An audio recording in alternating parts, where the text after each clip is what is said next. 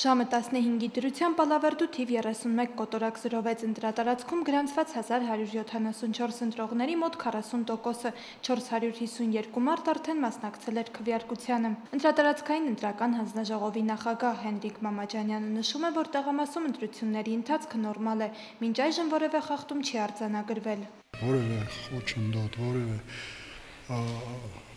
ընտրության ընթացքին ազդող երևույթ չի նկատվել, ինչպես դա կարող են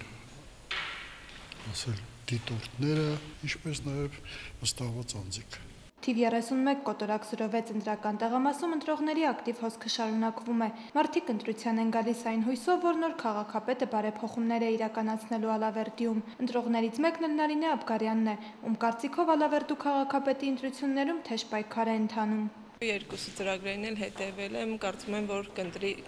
արժանավույնը։ Կոնկրետ կուզենամ, որ ավելի շատ մաքրություն տիրի քաղաքում։ Ընտրատեղամասում ներկա են երկու թեկնածուների վստահված անձիկ, ինչպես նաև անկախ դիտորդներ հասարակական կազմակերպություններից, ովքեր հետևում են ընտրության ընթացքին։ Դիտորդները նշեցին, որ իրենք ևս որևէ խախտում չեն նկատել։ Էմմա Պետրոսյան, Վահե Աղամյան, լուրեր։